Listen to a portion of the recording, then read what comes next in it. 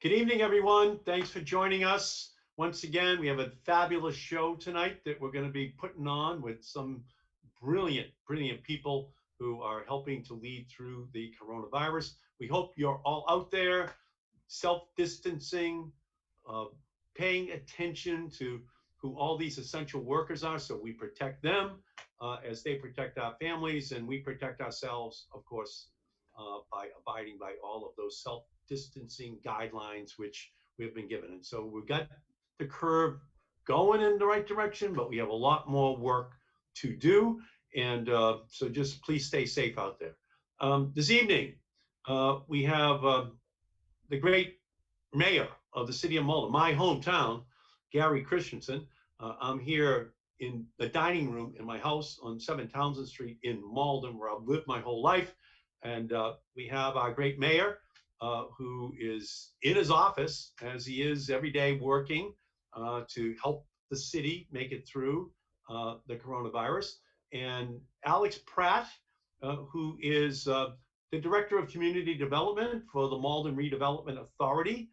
So he's in charge of kind of putting together the plans for how the city, takes steps in every individual, part of the city government, the life of the city.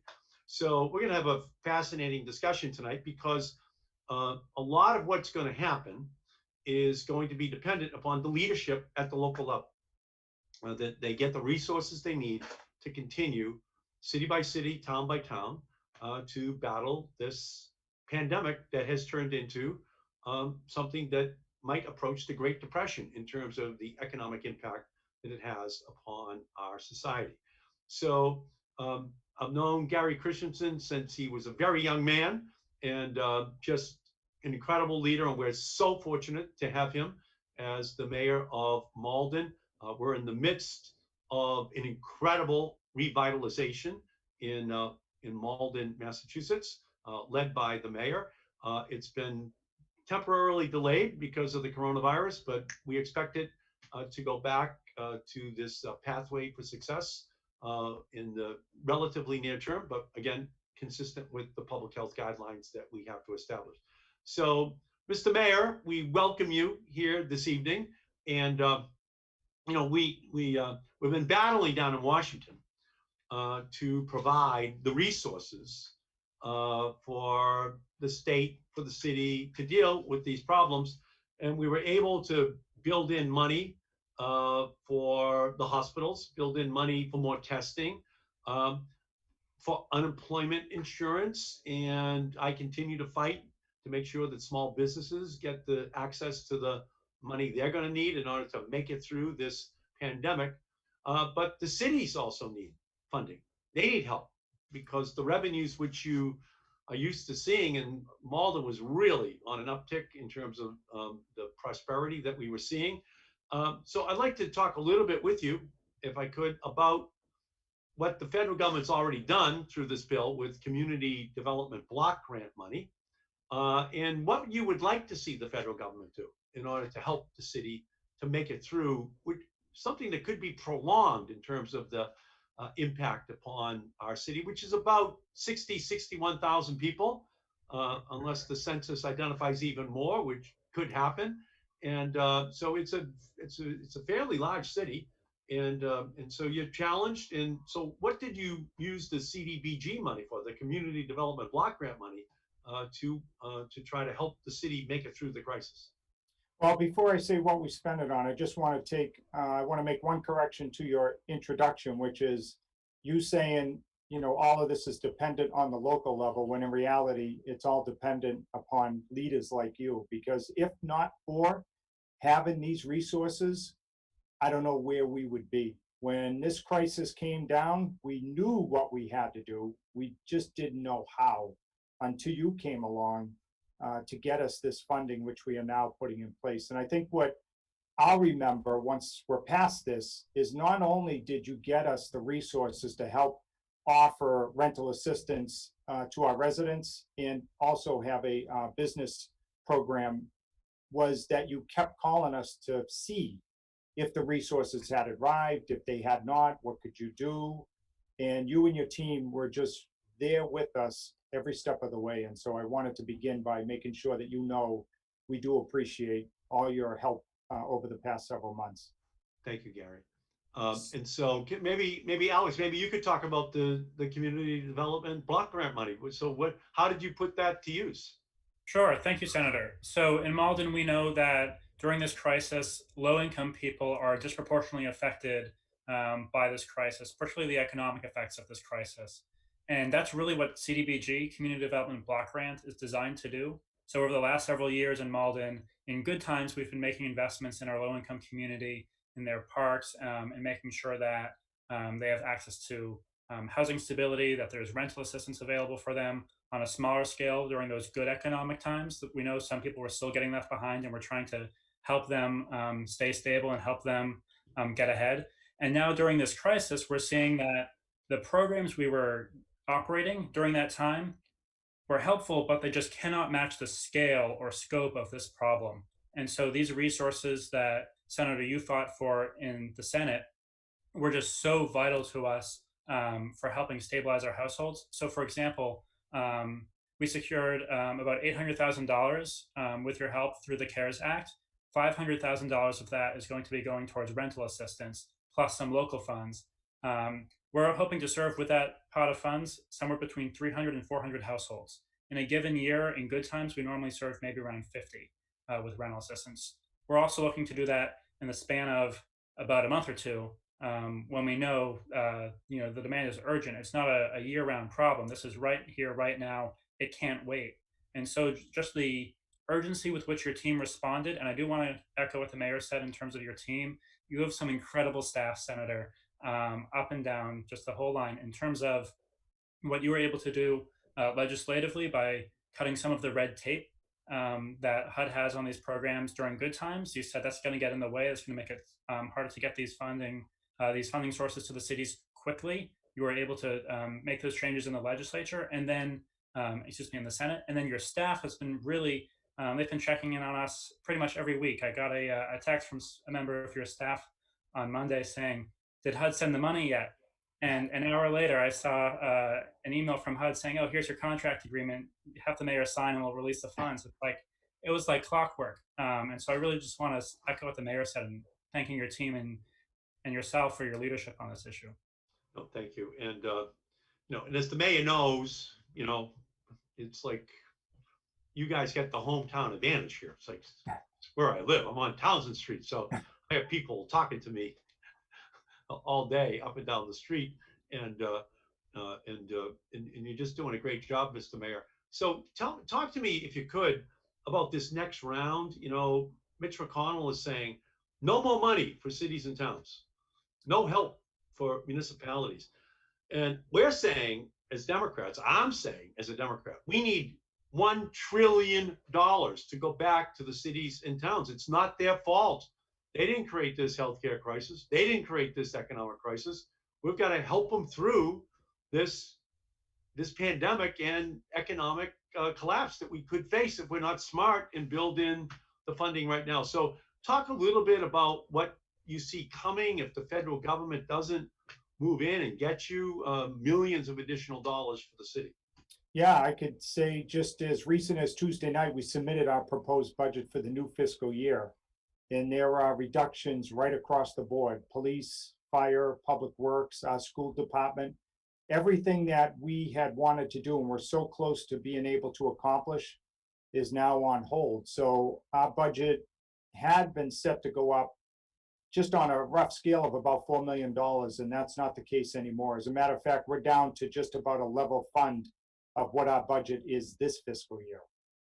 So any help you could provide us on that end will also help Malden recover quickly. Yeah, and I think that's absolutely critical. So talk a little bit about just the public safety implications and the educational implications if you're forced to cut people who are deemed right now to be absolutely essential to making the city run perfectly.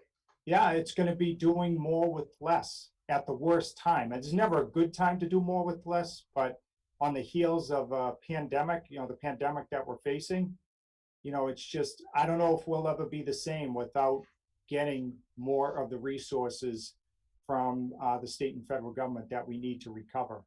So again, what has impressed us, you've been checking in, and if I were you and you had done the CARES Act, I would have given you the next month off. But there you were the next day saying, I want to do more. And so that's why this next bill, if there is an opportunity to pass it, I think it will help get us back to where we all want to go. Yeah, and I think we have to do that. So if we can, Mr. Mayor, just talk a little bit about this rental assistance program and helping these people who would be in really tough shape if you didn't have some funding that you could use here. I think you were talking about hundreds of families that you were able to help with this program. Right. What does that mean for the city to be able to offer that kind of help? Hope. That's what it means, because we did not know where to go to help until you stepped forward to lead the way on getting us those resources. Our current community development block grant was all spent out. I mean, like Mr. Pratt was saying, we had it dedicated to different things. And one that you'll appreciate is the Bread of Life, which we're continuing to partner with. But we just didn't have any excess capacity to react quickly to what the problem was here. And that was people. So just so you know, for people who are watching, Bread of Life is the program in Malden, which helps people who need food.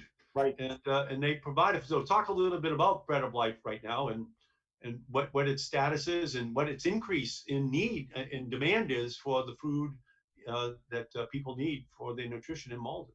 Yeah, when this crisis broke, when we first got over the fact that we were going to have to try to find a way to help people struggling with rent, the one thing we really didn't have to worry about was how to get people food.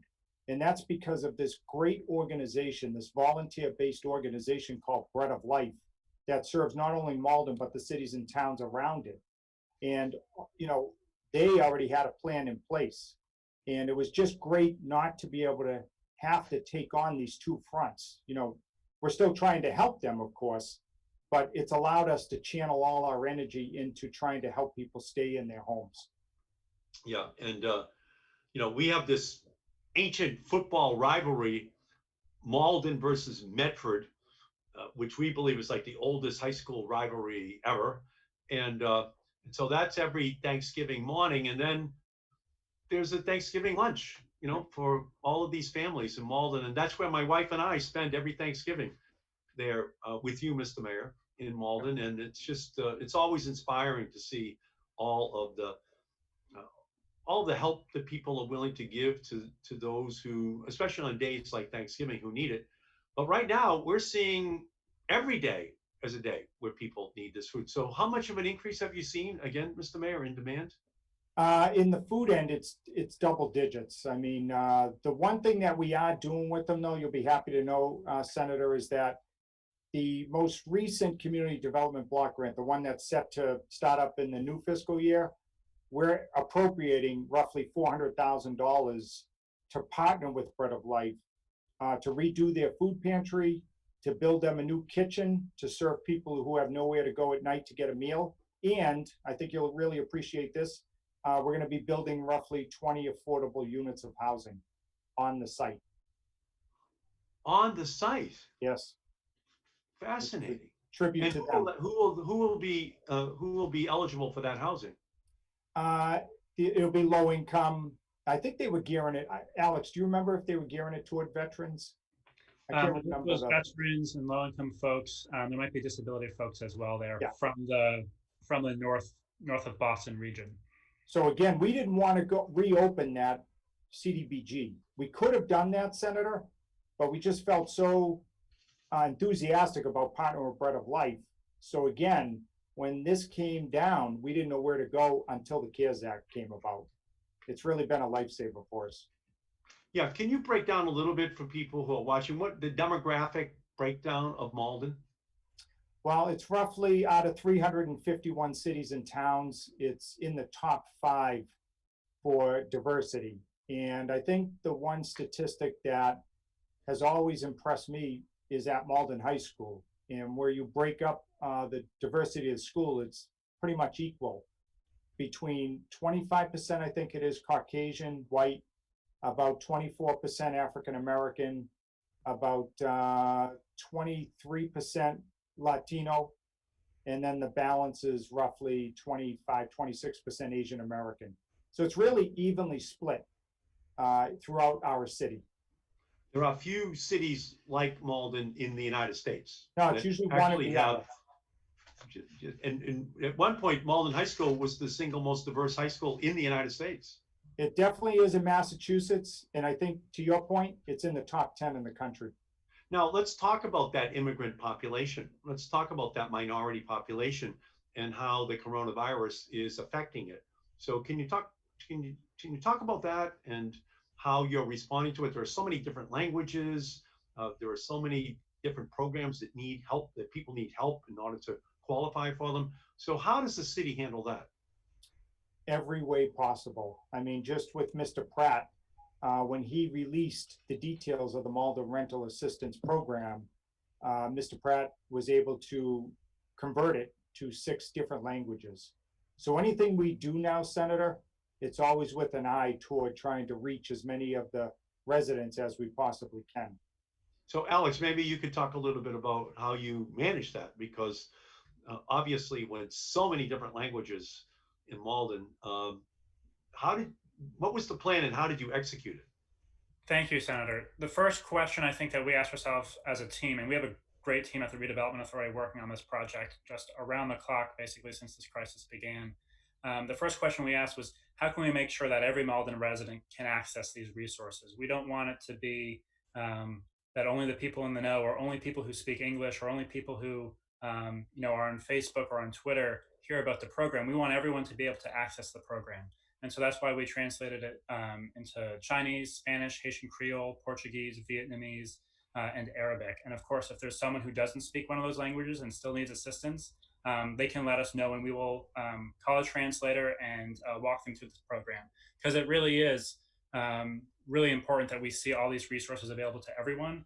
As you may have heard, Senator, the Trump administration, when they released small business assistance through the Small Business Administration, the SBA, they got heavy criticism from a lot of immigrant communities because they did not translate any of their resources. And so all of these small businesses that needed assistance couldn't access it for a number of reasons: lack of funding, poor guidance from SBA, but also it just was not in their language. And so we've committed in our disaster response to make sure that everything we do is accessible to as many residents as possible. Yeah, school superintendent tonight, Senator, is doing a Connect Ed call to all the families of the Malden Public Schools in different languages to be able to access the program. Okay, so that means that you're helping these small businesses by helping to translate for them what the program is and how they would qualify. Yep. And we have, I mean, if you walk up and down Pleasant Street of Malden, it's like the United Nations of restaurants, the United Nations of stores.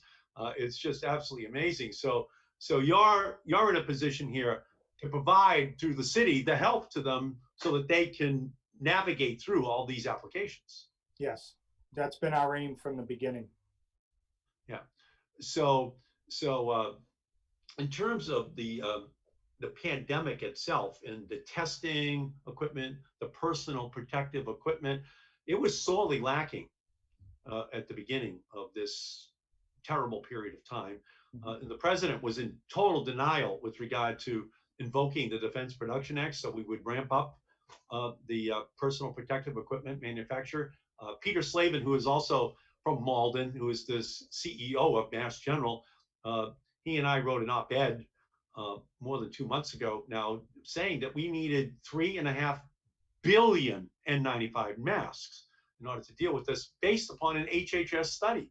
So, Mr. Mayor, how are you now faring with regard to your workers, your essential workers, having the personal protective equipment which they need? Well, once again, because of your intervention, that has not been as much of an issue as it was at the beginning of the pandemic. It was, believe us, that was one of the top 5 issues we were dealing with. But, you know, by you stepping in, it's now allowed us to rechannel our energy into this program of ensuring that our businesses and residents get the help that they need and deserve. So let's go to testing now. There's a program on Canal Street. Yep. Where people from Malden can go over there and get tested. So that's a great thing. Who is eligible for that test, and how many people are you testing? Everyone is eligible. You just have to call to make an appointment. It's free. It's relatively quick, and you get the results now is a little bit quicker than you did at the beginning of the pandemic. And so right now they're roughly doing 300 to 400 tests, that being Cambridge Health Alliance. And the goal now is to try to do 1,000 a day soon. 1,000 a day. Yeah. And are you seeing like a downward trend in terms of the number of cases with that additional testing? Yeah, from where we once were, our numbers are starting to level off. They're obviously not where we want them definitively, but it has come down as a result. Yeah, that's fabulous. I mean, and anyone in Malden can just call and go down and get tested. Yes. So you're way ahead of the curve for the country when a city can provide that kind of assistance to people, especially those who are just wondering, did I get exposed, right? And so Yep. you allow them to get in very early and to get the test, and the earlier they get in is the more likely they're going to get the medical assistance which they need. So that is just fabulous. Yeah, like Mr. Pratt said, we're doing, I think, a code red call this weekend to try to reach as many people as we can in our community. Yeah, so talk a little bit more about that, Alex, about the code red. So how is that set up? Who makes the calls? Who do you call in order to communicate? Sure, thank you. So the code red is really sometimes called a reverse 911. It's a call from the city saying, hey, here's what you need to know. So whether it's an update on park closures, or it's an update about the rental assistance program, which if you're a Malden resident, you can go to cityofmalden.org/rent and learn more about it right now. You can apply until Thursday for that assistance. Any types of changes to the emergency response, that's really the key way that we push that information out to all of our residents to make sure that everyone knows what's going on. Yeah. But again, Senator, it should be pointed out, Cambridge Health Alliance has just been a terrific community partner. No questions asked. They wanted to help us, and it's really been great. And in January 27th, I went to Cambridge Health Alliance. It was a Sunday morning, and I had a press conference at Cambridge Health Alliance in Everett, uh, and I talked about the coronavirus, laid out a plan for what the United States should be doing. Asked for the president to name a coronavirus czar, so that we would have a plan that we would be able to put in place. I mean, to no avail when you're dealing with the president. But still, Cambridge Health Alliance, cutting edge, right there, trying to provide help to those who need it the most. And uh, and so again, that's just a part of the fabric of what you provide to the residents of Malden. Yeah, and because of your help, it's also helping people who don't know that they have it. So by getting tested now, it's helping to slow the spread. Now, you have like a need now to look ahead at the city and the help it's going to need. Uh, you've had to stop the construction in downtown Malden. So how the new city hall was about to be completed, all those new apartments were about to be open. So how are you handling that in terms of trying to get back to some kind of a schedule so that that redevelopment in Malden can be completed? Day by day. We talk about this 7 days a week, holidays, weekends, nights, and we just try to reach the best consensus that we can on when to do it and how to do it. So and we've been trying to follow along with what the governor's doing. And so with the phased opening on Monday, we just started construction back up. So for the city hall, they began construction again. Yeah, this week. Yeah, and um, so going forward, as you're looking at the Malden economy, there's the small businesses are really at the heart of the Malden economy. Right. We're really not a big business city, and the small business program was really targeted at companies with 500 and fewer employees, which by definition is Malden. Right.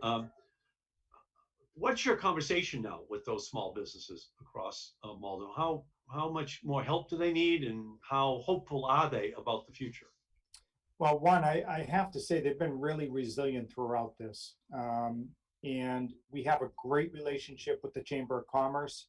So they've been working alongside Mr. Pratt and Business Development Officer, Mr. Duffy, who once again has just been following along on what you're doing and sharing the information with our local business community, who, because of that, I think has helped them, get through these very difficult times. And Senator, please. Excuse me, with the CARES Act funding that you provided, so we spoke earlier about the rental assistance program, with which $500,000 from the CARES Act will go towards that program. Another the other $300,000 from the CARES Act will go towards small business assistance. So we're beginning our first phase of that next week. We're rolling out our program targeted to businesses with 5 or fewer full-time employees. So if you think about the Small Businesses Administration, Trump's SBA was targeting businesses with 500 or fewer employees. We know that the small mom and pops are really having a really hard time accessing funds through the SBA and the SBA lenders. So we said, what do we need right now? We know we know the economy is changing and the business needs are changing every day, but we know for sure that these really small businesses, we call them micro enterprises, are struggling right now, and we can help them out. So we're rolling out a grant program next week with those funds. And I was talking to Steve Mnuchin, the Secretary of Treasury and the head of the Small Business Administration, about 2 weeks ago, and I asked them how many businesses with 20 or fewer people have received funding, and they said, well, we don't know. How many businesses that had minority owners? They said, we don't know. How many of those companies that have women owners? Well, we don't know. So we know in Malden who's not getting it. We don't need a national survey. You already know how hard it is for these small businesses, which is why I worked hard to set aside $60 billion, which could be used for the smaller businesses that wouldn't go to the large small business. A company with 500 people may be called a small business, but it's not like a business on Pleasant Street. Right. Business, that is 10 employees, 15 employees. They don't have the accountants, the lawyers, the sophistication to be able to fill out these applications and to get their money. And I'm also working with Senator Tammy Duckworth from Illinois to make sure we put even more money in that program so that we try to help those smaller businesses that really need it. So when you look at the kind of the recovery in Malden, how important is it that that small business money is there, Mr. Mayor? Critical. It's our lifeline. I mean, you look prior to this pandemic, like you were saying, Senator, the sky was the limit. And now with what's been happening, it's really important to try to help as many people as we can get back to where they once were and to help our city move forward. And it should be pointed out, you've helped incentivize us because the city council voted unanimously to allocate the CARES Act money as presented at your advice to go toward residents and small businesses. In the Community Preservation Committee, which is volunteer-based, chipped in an additional $250,000 to the rental assistance program. That wouldn't have happened if we didn't have this CARES Act money. So once again, hats off to you. No, thank you. Much appreciated. And again, it's always gratifying when you help Malden because Malden knows what to do with the money. It's a partnership. And we know that a vision without funding is an hallucination. So you need the funding, and then we get out of the way. Then we know that the city will make the right decision. The Malden Redevelopment Authority will make the right decisions in terms of where it needs to be placed in order to help the people in the community the most. So if we could, maybe we could just finish up and maybe give us a message, Mr. Pratt. The mayor's been calling you Mr. Pratt. I've been calling you Alex all night. But maybe Mr. Pratt, you could give us kind of a sense of where we are and what your hopes are for the federal government partnership with you in the months ahead.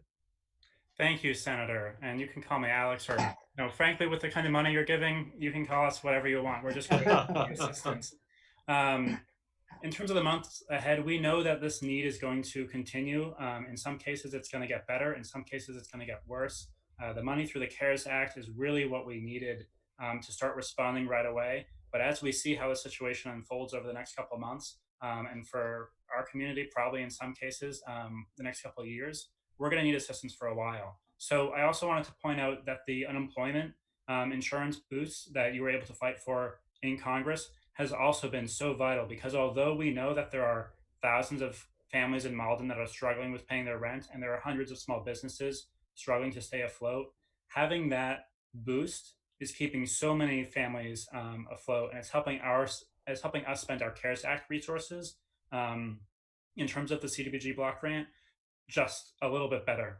It just really helps lighten the pressure. And in the same way that we have all socially distanced and have been following the advice of our health officials to flatten the curve, we also have been trying to use the rental assistance program to flatten the curve of evictions that we know will happen when the courts do reopen, when the Massachusetts eviction moratorium is lifted. So when we see all those eviction filings take place, we know there's going to be more demand for our resources. And what we're doing right now is trying to flatten that curve so there are fewer families who are put in that position, and we're able to help them more effectively.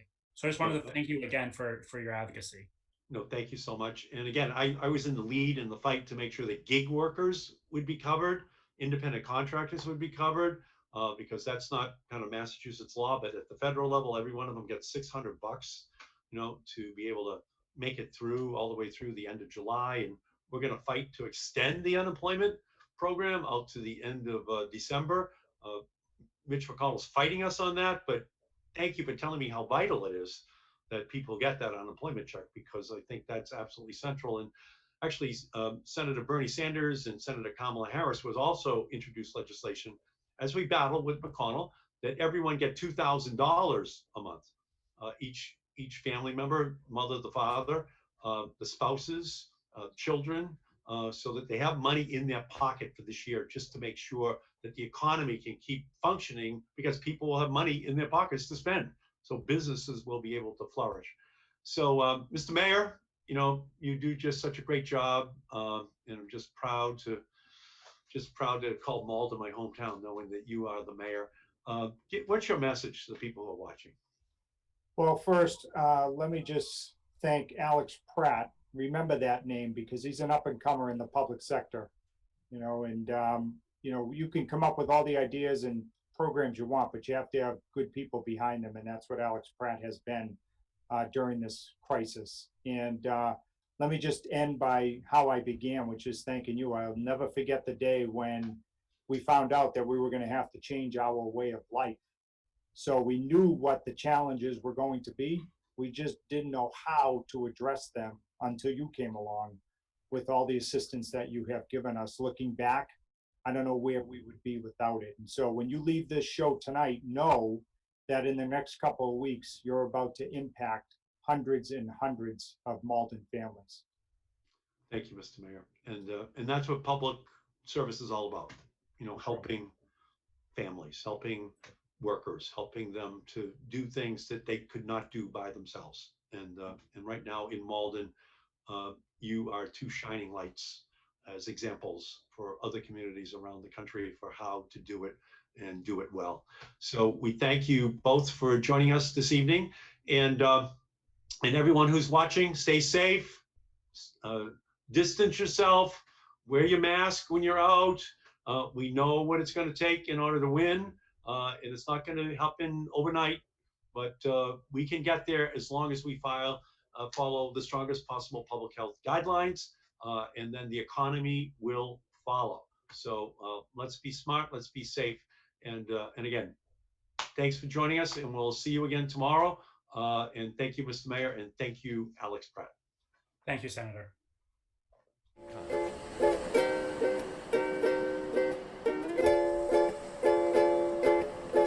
We can deliver a Green New Deal for America.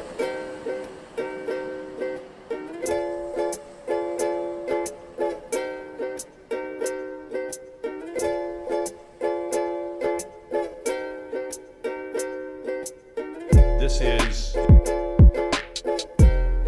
an incredible moment.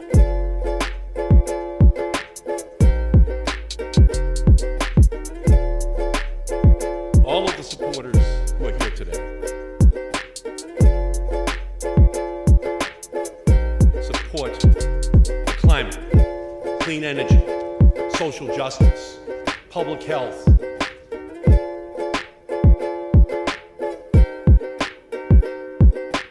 We are talking about repairing the historic oppression of frontline and vulnerable communities. The most powerful movement organizing in the United States today. Grassroots organization. We can deliver a Green New Deal for America. We can deliver wind, solar, offshore wind. It will only be through an historic, generational commitment to end climate change that we create the kind of democracy that works for all Americans.